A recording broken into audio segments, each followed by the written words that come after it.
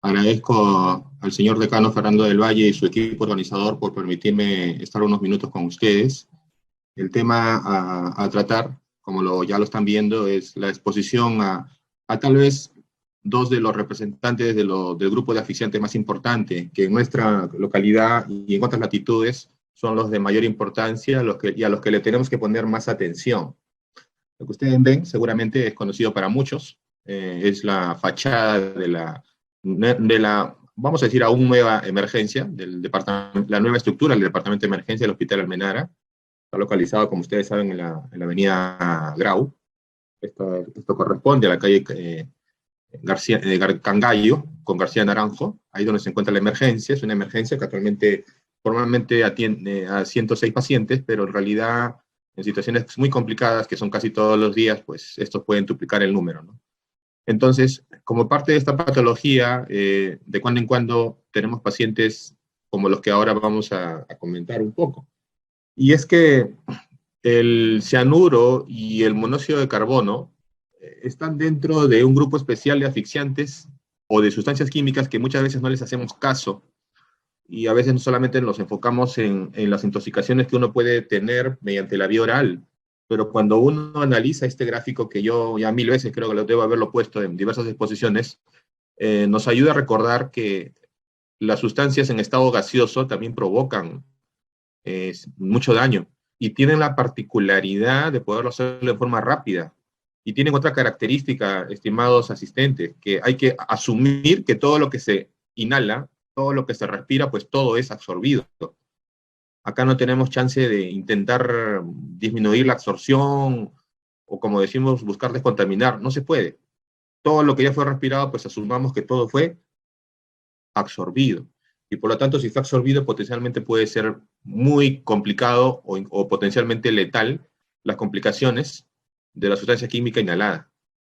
Entonces, eso para empezar. Segundo, otra cosa, no sé si estaré buscando romper un mito o no, pero no asumamos que porque el tema de hoy es asfixiantes, solamente el químico o peligroso, o sustancia peligrosa, va a estar en estado gaseoso. Eso no es cierto. Y, por ejemplo, uno de los dos actores de esta exposición, el cianuro, por ejemplo, lo podemos encontrar en 3 estados de la naturaleza. En estado gaseoso, evidentemente, pero también en estado líquido y también en estado sólido. Sí. Así que no es que solamente los asfixiantes los podemos encontrar como gas, no. Lo podemos encontrar en otros estados de la naturaleza. Entonces, estos 3 estados de la naturaleza, más otros potenciales que pueden haber, pueden ser el ambiente ideal para que cualquier sustancia química, entre ellas las que estamos ahora hablando, puedan encontrarse. Se absorben, cumplimos con la primera fase, y luego pasamos a una segunda, en la cual los tóxicos buscan distribuirse y paralelamente van sufriendo reacciones químicas. ¿A dónde se van a distribuir? Pues a sus tejidos blanco o target, o a sus tejidos afines. Por una serie de cuestiones fisicoquímicas que ahora no vamos a ver, pues tienen una particularidad por unirse a algún tejido sí y a otros no. En el caso del cianuro, el cianuro pues tiende a buscar todas aquellas moléculas que contengan ion férrico. Ejemplo, en el caso del monóxido de carbono, ¿a dónde se va a unir? Va a buscar unirse a la hemoglobina y va a interferir con el transporte, o va a buscarle hacer la vida imposible a la pobre mitocondria y no va a dejar que haga su trabajo. En tercer lugar, estas moléculas comienzan a interactuar con moléculas propias del organismo. Y acá, señores, acá hay varias posibilidades. Una es que no pase nada. Clínicamente no pasa nada. Sin embargo, esa unión, molécula del tóxico, molécula del huésped, forma un complejo. Y si nosotros tenemos la tecnología adecuada o la sapiencia suficiente, podemos buscar encontrarla y podemos tener una evidencia de que mi paciente o mis pacientes han sido expuestos a un tóxico o tóxicos. Estamos hablando de la tercera columna. Otra posibilidad es de que esta interacción, molécula del tóxico, molécula del huésped, sí tenga significancia, pero en forma ínfima. Entonces los cambios tempranos subclínicos son muy generales: cefalea, malestar general, fatiga, falta de apetito. Entonces yo no se lo puedo achacar a ningún tóxico en particular. ¿No es así? Sin embargo, sí, la interacción es lo suficientemente intensa, ahí sí van a haber condiciones clínicas importantes para el organismo. La toxicología no escapa a la formación o a la definición de los llamados síndromes, o llamados también toxidromes o síndromes toxicológicos. Podría tener delante un síndrome colinérgico, un anticolinérgico, un hipnótico sedante, pero para fines de mi exposición podremos tener delante nuestro un síndrome asfixiante producido por cierto tipo de sustancias conocido como asfixiantes. Entonces ya es una muestra clara de lo que tenemos ahí en ese cuadrito, toxicidad. Pero todo lo que empieza tiene un final. Entonces se va a dar la última fase de todas estas de estas diversas fases del proceso tóxico, que se llama excreción. El tóxico se podrá eliminar como una protoxina, como un tóxico, como un metabolito activo o un metabolito unido, algunas biomoléculas del organismo, porque el organismo, recordemos esto, por favor, siempre busca que los tóxicos se vuelvan más hidrosolubles. La respuesta seguramente ustedes ya la tienen. ¿Por qué? Porque al ser hidrosolubles van a ser más fácilmente eliminados, así es. Entonces, vayamos específicamente al tema. ¿A qué le llamamos asfixiantes? Que ya lo he mencionado yo ya varias veces. Van a ser sustancias que van a causar un déficit de oxígeno y sin interferir con la mecánica de la respiración. La persona va a seguir respirando, su musculatura está bien, ¿sí? Pero podrá, ¿qué cosa hacer? Acá hay varias alternativas. Podrá desplazar el oxígeno solamente, basta con solo hacer eso, y en este caso estamos enfrentando un asfixiante simple, o está interfiriendo en el transporte, o en la alteración de los mecanismos oxidativos, motivo de la charla de ahora, en cuyo caso los llamamos asfixiantes químicos o sistémicos. Los asfixiantes simples son aquellos hidrocarburos, por ejemplo, de cadena corta, que a veces por algún error o defecto de almacenamiento o de falla en las válvulas de cierre, comienza a escapar, ocupa el aire que estoy respirando, expulsa el oxígeno de a pocos, y la concentración de oxígeno que voy respirando en este aire va cada vez bajando, bajando, bajando. Entonces, respiro un aire con tan poco oxígeno que no me es suficiente para generar energía y muero, fallezco. Así actúa un asfixiante simple. En cambio, los asfixiantes sistémicos, dentro de los cuales están los dos motivos del tema de hoy, tienen varias formas de poder actuar. Algunos forman methemoglobina. Otros, como el monóxido de carbono, interfieren con el transporte o interfieren con el uso del oxígeno. Otros, como el cianuro, interfieren por el uso con el oxígeno a nivel de la mitocondria también. Y luego hay otros, los sulfuros y las ácidas, que si alguien quisiera saber dónde los encontramos, si hay tiempo lo podemos hablar, pero no son tema del día de hoy. Y yo he tratado de centrar la exposición que uno puede tener a estas dos sustancias de importancia a través de la vía aérea, porque en nuestro país hay un fenómeno muy frecuente que es muy bien registrado por el Cuerpo General de Bomberos del Perú, y estoy seguramente que en la región de Ancash también los tienen. Y miren esta estadística que el Cuerpo General de Bomberos tiene a nivel nacional de todas las incidencias catalogadas como incendios. Miren, para ejemplo, los 6 primeros meses del año 2019, como hubo alrededor de 6.500 eventos, y en todos ellos, ¿qué pasó? Pues estuvo quemando algo. ¿Está bien? ¿Y qué cosa es lo que siempre, 100% se libera cuando se quema? Así es, se quema siempre el monóxido de carbono. Pero no solamente el monóxido de carbono. ¿Qué más se podrá liberar como producto de esa combustión? Efectivamente, si alguien dijo depende, tenía razón, es la respuesta. Depende de qué cosa se esté quemando, como lo vamos a ver. Entonces, cuando una persona o grupo de personas se expone a un humo de un incendio X, estos humos de incendios están compuestos por una serie de sustancias químicas agrupadas como, miren, acá las tenemos de una manera, ¿no? Los podemos tener como gases no irritantes de la vía aérea, como irritantes, como asfixiantes simples o simplemente como partículas, que no por ser solamente partículas no son dañinas. Esas partículas calientes producen un daño muy severo cuando son inhaladas e ingresan a la vía aérea, sobre todo superior. Ahora, estos humos de incendios, dentro de los cuales están las dos sustancias, monóxido de carbono y cianuro, usualmente, ¿Cómo es que al final provocan toxicidad en la persona? Por una serie de mecanismos. Es muy común en toxicología, más de lo que a veces uno cree, de que de la forma por la cual una sustancia química va a provocar daño a una persona.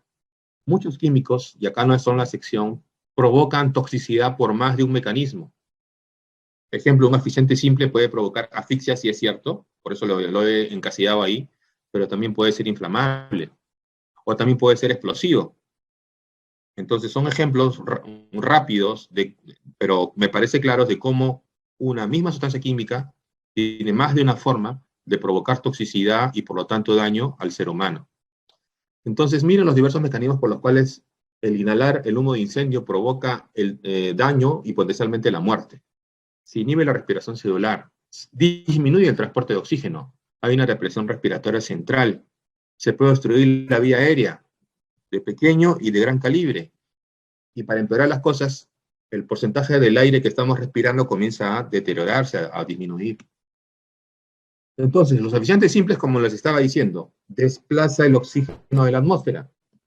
Entonces, acá la menor cantidad de oxígeno se va a inhalar por los pulmones. Entonces, va a haber poco oxígeno disponible para que pueda atravesar la membrana capilar. Entonces, ¿se va a formar energía en esa situación? La respuesta es sí, solo que lo que va a predominar es el metabolismo anaerobio. Se produce energía, sí, pero no la suficiente para poder vivir. Ejemplos, ya les mencioné, y ahí tienen un par, el propano o el butano. Entonces, cuando nos exponemos a un asfixiante simple, ¿qué es lo que va a predominar a nivel circulatorio? La desoximoglobina, es decir, una hemoglobina sin oxígeno, como la que ven ahí. Entonces, si esto es muy importante, se promueve una asfixia simple. Pero cuando nos enfrentamos a un asfixiante químico o sistémico, acá es diferente, ya lo estaba ya adelantando. O interfiere con el transporte de oxígeno a través de la hemoglobina, ejemplo, los compuestos que forman methemoglobina, o va a interferir con el uso de oxígeno por parte de la citocromo oxidasa mitocondrial. Y ahí tenemos el cianuro, tenemos los sulfuros y tenemos las ácidas. El monóxido de carbono, estimada audiencia, actúa por ambos mecanismos, mientras que el cianuro solo por uno. Miren acá, miren cómo el fierro más 2, que es lo usual, se convirtió en fierro más 3, es decir, en ion férrico. Y el ion férrico no puede mantener unido a las 4 moléculas de oxígeno dentro de la molécula de hemoglobina. Entonces, ¿qué pasa con esos 4 espacios? Son ocupados por 4 moléculas de agua. Es lo que conocemos como methemoglobina. ¿Sí? ¿De acuerdo? Entonces, una methemoglobina no puede transportar oxígeno. ¿Quiénes producen methemoglobinемia? Pues toda esa lista muy grande. Hay productos de uso industrial, hay medicamentos, hay nitritos, incluso hay anestésicos, ¿sí? Hay algunos, incluso medicamentos antirreumáticos que pueden producir methemoglobina y por lo tanto potencialmente pueden convertirse en asfixiantes, ¿sí? Y miren esta lámina que para mí es muy, este resumen de un estudio que para mí es muy importante, y miren, se los voy a contar en 10 segundos. Fue hecho en Polonia, hubo 400 víctimas producto de incendios, o sea, muertos, y a los 400 se les dosó qué cosa tenían en sangre. ¿Saben qué encontraron en todos? Y no debe extrañar, monóxido de carbono, en los 400. Pero ¿saben qué es lo que hallaron en cerca de la mitad de estas víctimas, de estas 400, de estos diversos incendios en Polonia? En segundo lugar, cianuro. Trazas de cianuro. ¿Eso para qué nos sirve? ¿Cómo podemos extrapolar eso a nuestra situación? ¿Qué significa? Que en alrededor del 50% de los incendios a los cuales nosotros como equipo de salud nos enfrentemos, 100% es cierto, de hecho van a estar expuestos al monóxido de carbono, pero alrededor de la mitad de ellos también van a tener síntomas o signos secundarios a la exposición al cianuro. Ergo, debo estar preparado tanto para una exposición a un monóxido de carbono como para una exposición al cianuro. Así es. Para mí es el mensaje más importante de esta lámina. Entonces, El monóxido de carbono en combinación con el cianuro, pues, ¿qué es lo que van a hacer? Pues por sus diversos mecanismos van a producir diversos mecanismos de toxicidad que al final van a deteriorar la función respiratoria de la persona. Entonces, ¿qué se va a formar en el caso del monóxido de carbono? Se va a formar, pues, la carboximolovina. Seguramente todos la conocen. No es la lámina que está ahí, es la que sigue. Por ahora todavía ahí es la hemoglobina que ojalá siempre estuviera predominando, ¿no? El fierro más 2, o sea, el ion ferroso, con sus 4 moléculas de oxígeno. Pero ¿qué pasa cuando nos prendemos en un incendio? Esas 4 moléculas de oxígeno son reemplazadas por 4 moléculas de monóxido de carbono y se forma la carboxihemoglobina. Entonces, ¿qué es lo que se deteriora acá? El transporte y la entrega de oxígeno. Así es. Pero ¿qué es lo que también se va a deteriorar? Ya dijimos que el monóxido de carbono actúa a dos niveles, en el transporte y en la mitocondria. Recordemos que la mitocondria, en este dibujo casi de primaria, ¿no? De una mitocondria, es la fábrica, es la central de producción de energía de nuestro organismo.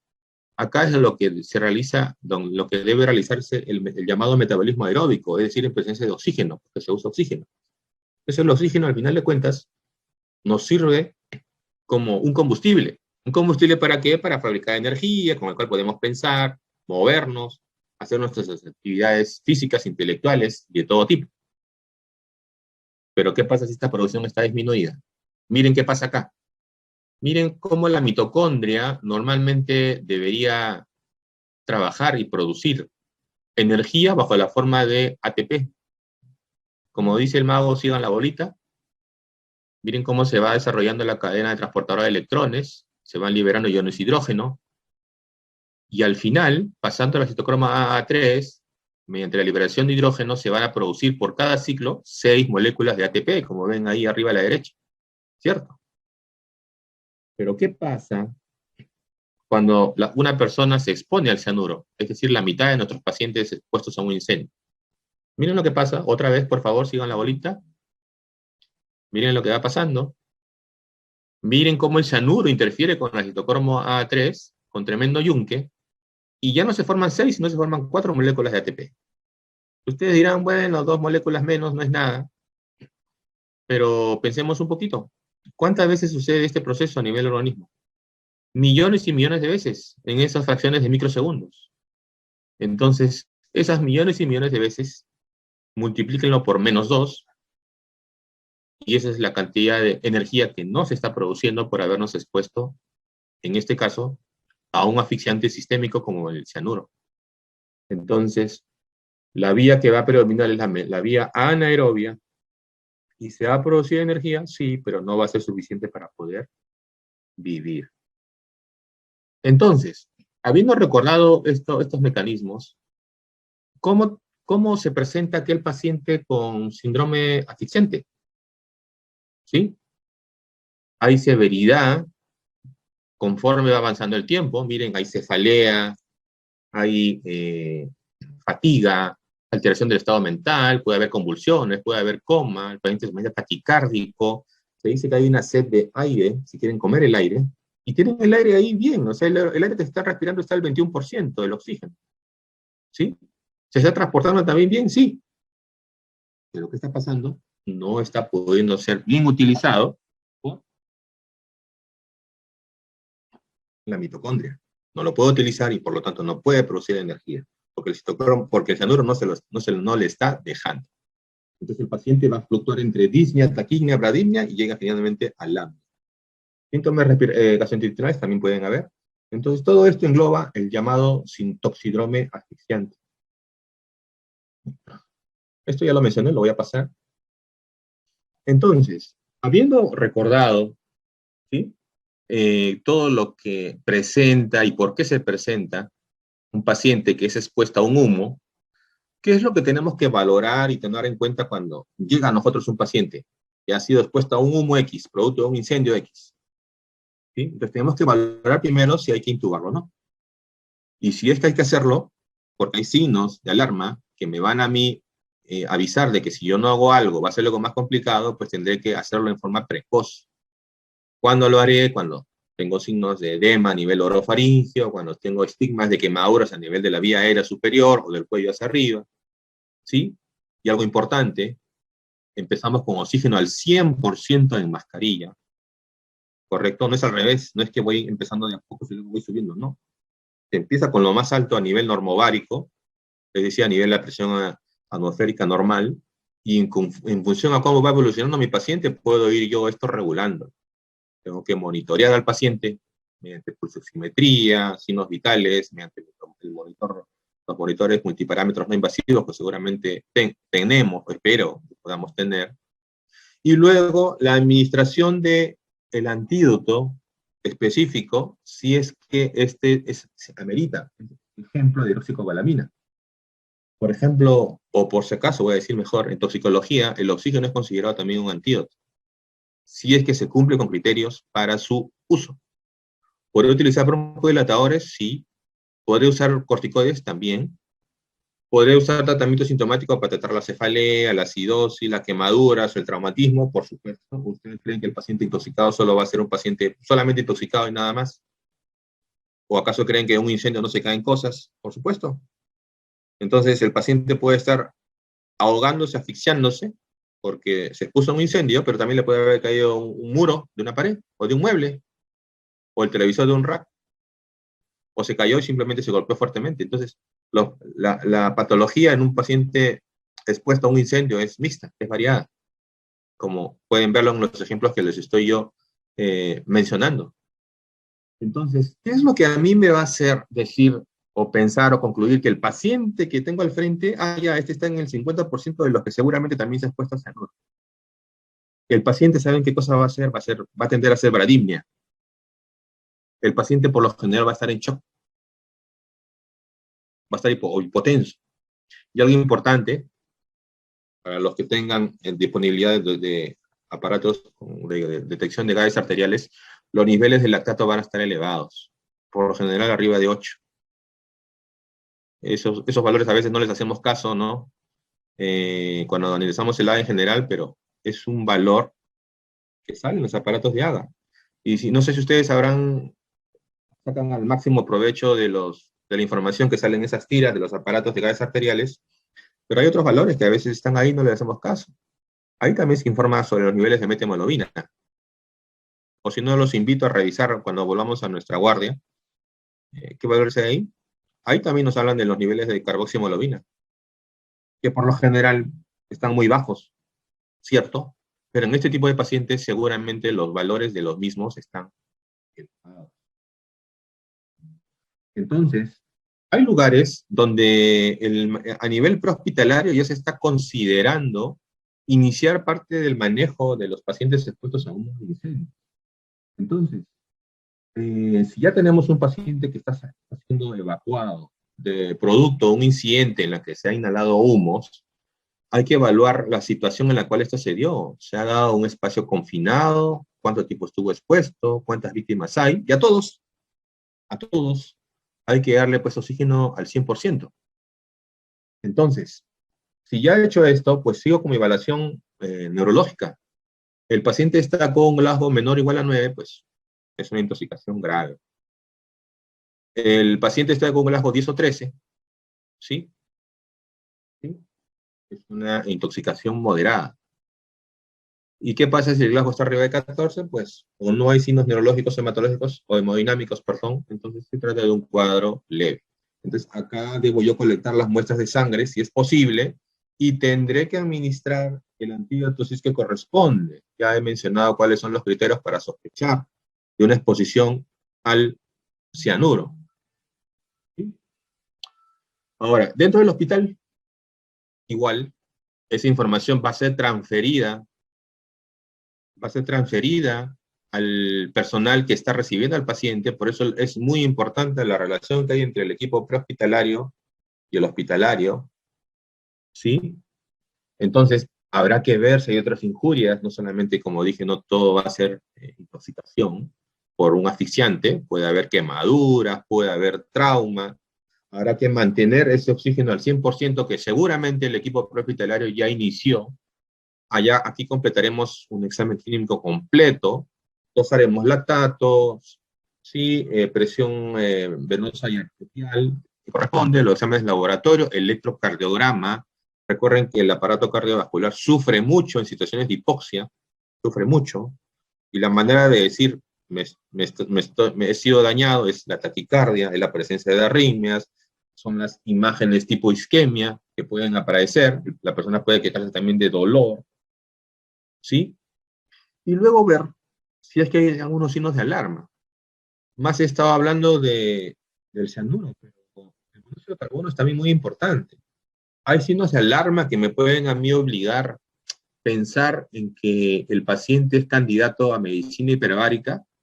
Tal vez alguno ya lo estaba pensando o le iba a preguntar. Pues sí, sí los hay.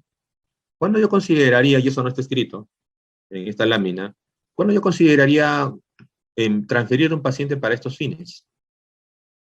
Cambios en su comportamiento, trastorno de sensorio, convulsiones, y algo importante, niveles de carboxiemoglobina igual o mayor a 25. No se olviden. Siguiente, si la persona que tenemos al frente es una gestante, pónganse alertas. Acá no necesitan que la carboxiemoglobina esté igual o arriba de 25, basta que esté arriba de 15, porque está demostrado de que por encima de esos valores el riesgo de muerte fetal se eleva significativamente. ¿Sí? Entonces ahí hay una diferencia, ¿ven? Es una población súper especial. Entonces hay signos de alarma que me van a mí sugerir de que hay un grupo de pacientes que van a ser candidatos a medicina hiperbárica. Entonces, si yo considero que algunos de mis pacientes van a ser catalogados como graves o signos de alarma, me voy a recién yo a pensar en ese momento del desastre, del incendio. ¿Dónde lo voy a transferir? No, eso ya tiene que estar ya planeado, planificado. El establecimiento de salud ya tendrá, dentro de su algoritmo de manejo, es a dónde voy a transferir mi paciente si es que cumple con los criterios para medicina hiperbárica. O tiene la medicación para la intoxicación por cianuro. Por si en ese momento voy a tratar de establecer convenios con lugares. Por supuesto que no. Entonces, eso debe estar ya considerado dentro de la fase de planeamiento de la Dirección Regional de Salud o la DIRIS que corresponda, en la estratificación de pacientes y a dónde mandaré a algunos pacientes cuando requieran un cierto tratamiento especial. Entonces, el problema en toxicología es que los antídotos en el mundo no son más de 50. Y sin embargo, las posibilidades de exposición a sustancias químicas son cientos de miles y no millones. ¿Qué significa? Que en la mayoría de casos no vamos a tener nosotros el antídoto. Sin embargo, está hace rato demostrado que un soporte vital de calidad salva más vidas que el uso de antídotos per se. Entonces, si nosotros tenemos un buen uso, un uso racional, inteligente, por ejemplo, del oxígeno, podemos hacer mucho. Si logramos sacar al paciente del shock, podemos hacer mucho. Si logramos identificar los signos de alarma, podemos hacer mucho. Que los antídotos en esta situación especial tienen un aspecto importante, sí, pero preguntaría quiénes cuentan con los famosos kit anticianuro. Deben haber escuchado de ellos. Tal vez alguno que trabaje en la industria minera.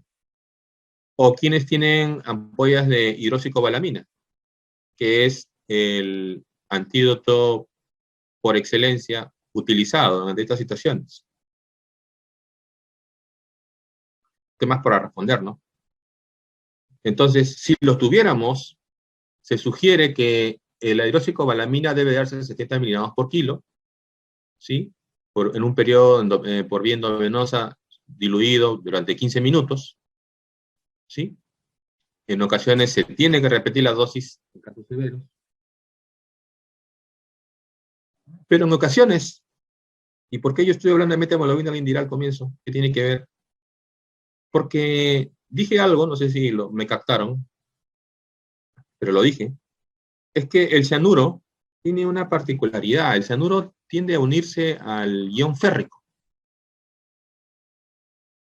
Entonces, conociendo uno eso, alguien dijo, eso quiere decir que si yo induzco terapéuticamente la producción de methemoglobina, ¿sería bueno? Pues claro, porque el cianuro que tiene ahorcado, si se acuerdan, a la mitocondria, porque no le deja fabricar oxígeno en un medio aeróbico, no le deja fabricar energía. ¿Qué pasa si yo le ofrezco una gran cantidad de moléculas en estado de fierro más 3, en el que el fierro más 2, como está allí en la figura, no esté como fierro más 2, esté como fierro más 3, o sea, así azulito. ¿Qué va a hacer el cianuro? Pues se va a olvidar del cianuro, le va a chotear y va a preferir unirse a esa methemoglobina que yo he inducido a producir, que yo he provocado. Entonces, va a dejar tranquila la mitocondria y se va a unir a la methemoglobina. Entonces, yo puedo producir en forma terapéutica methemoglobinemi, pero en forma medida. Se recomienda que la methemoglobinemi que yo voy a producir no debe pasar. Yo he visto dos literaturas sobre esto. Algunos dicen 25%, otros dicen 30%. No me debo pasar esos valores. Porque la methemoglobina per se también es tóxica. Como lo dije al comienzo, la methemoglobina no es capaz de transportar oxígeno. Entonces también puede provocar daño. Sin embargo, es preferible que el cianuro, evidentemente, se una a la methemoglobina a que siga o permanezca unida a la mitocondria. Entonces, al realizarse esto, al formarse methemoglobina, ¿qué es lo que va a pasar? El cianuro se va a unir a ella, ¿y qué es lo que va a formar? Una molécula, como ven ustedes ahí, que se llama carboxihemoglobina. No sé qué pasa con mi computadora que se quiere apagar. No hace contacto, pero no se apague.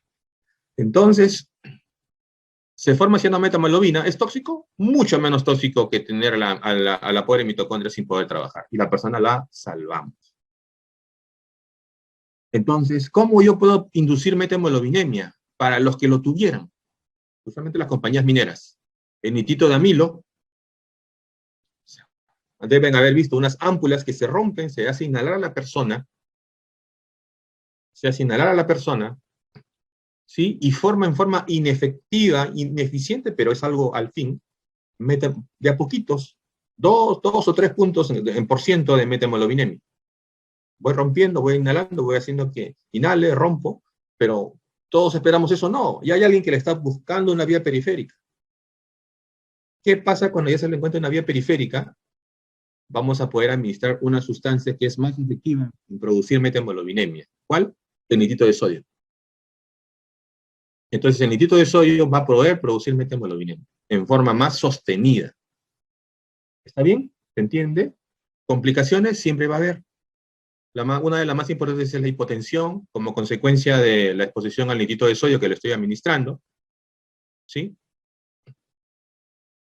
Se dice que hay que poner una ampolla durante no menos de 5 minutos, el nitrito de sodio.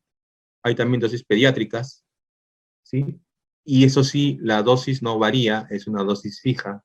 No pasar durante menos de 5 minutos, ¿sí? Por no menos de 5 minutos cuando tenga que administrarlo. Ahora, ¿qué pasa si se me pasó? Pues ya no estoy en 25-30%, estoy en 35-40%. ¿Hay antídotos para eso? Sí. Para los que lo conozcan, hay el azul de metileno, ¿sí? Este se aplica de 1 o 2 miligramos por kilo endovenoso, lentamente, se aplica hasta cerca de 1 hora, la vía de administración es endovenosa. ¿Y por qué lo he querido mencionar todo esto? Mi mensaje principal es, estimados colegas y miembros de los equipos de salud, nos vamos.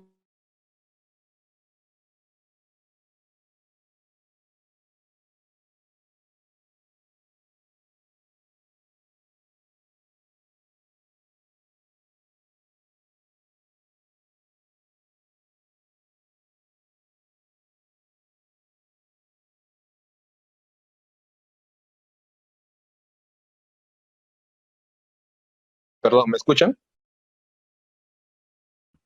Sí, doctor, hubo Sí, interferencia. Justo Sí, cuando se sí, estaba despidiendo se sí, entrecortó. se me apagó la computadora, no sé por qué no cargaba a pesar que la tenía conectada, así que me he conectado por mi celular, pero ya había terminado ya. Entonces, les estaba comentando de que lo importante para los equipos de salud es tener en claro que cuando tengamos víctimas procedentes de de la exposición, de la exposición a un incendio, recuerden, por favor, el 100% de ellos van a estar expuestos en mayor o menor grado a monóxido de carbono, pero tengan presente, alrededor de la mitad de nuestros pacientes van a estar expuestos también al cianuro. Entonces, ¿quiénes serán? Tendencia a la hipotensión o están en shock, bradimia, y si tengo la posibilidad de tomarle un análisis de gases arteriales, los niveles de lactato elevados. Ah, no, este paciente seguramente también está expuesto al cianuro. Ahora, solamente alguien que se expone a un incendio, a un humo de incendio, ¿se va a exponer a estas dos sustancias? No, dependerá que se está quemando, evidentemente, porque se podrá quemar llantas, madera, caucho, papel, pintura, almacén de hidrocarburos, etcétera, etcétera. Entonces, por favor, mucho cuidado. Y cada uno de estos con su patología especial. Pero a raíz del tema hemos tratado de focalizar la situación en estas dos moléculas dentro de los grupos de asfixiantes considerado muy importante. De refilón yo había mencionado otros asfixiantes, el sulfuro de hidrógeno, por ejemplo, producto de la combustión de materia orgánica. Ahí está. No solamente es el metano, también está este. Y eso lo pueden encontrar en contenedores donde hay materia orgánica que, no ha sido, que se ha podrido y producto de esa putrefacción se liberan sustancias, entre ellas esta. Eso también se comporta como un asfixiante. Así que mucho cuidado con aquella gente que se dedica a la limpieza, si no entra con la protección adecuada y no está advertida. O aquellos que caen a un pozo, a un silo, a un pozo séptico. Ahí también está. Las ácidas, que también lo mencioné, algunos dirán, ¿qué es eso? Está más cerca de lo que creemos. Todos los que tienen auto, todos los que tienen autos con airbag, el airbag, ¿por qué esas bolsas se inflan tan rápido cuando hay un choque? Porque contienen dentro de su interior ácidas. Es utilizada con ese fin en la industria de las bolsas de aire, en la que está muy unida a la industria automovilística. Entonces está más cerca de lo que creemos. Si nos exponemos a este tipo de sustancias, también podemos desarrollar síntomas de asfixia. Pero evidentemente estas dos últimas situaciones son mucho menos frecuentes que las dos que han motivado la exposición del día de ahora. Bien, no sé si tendrán alguna pregunta, por favor.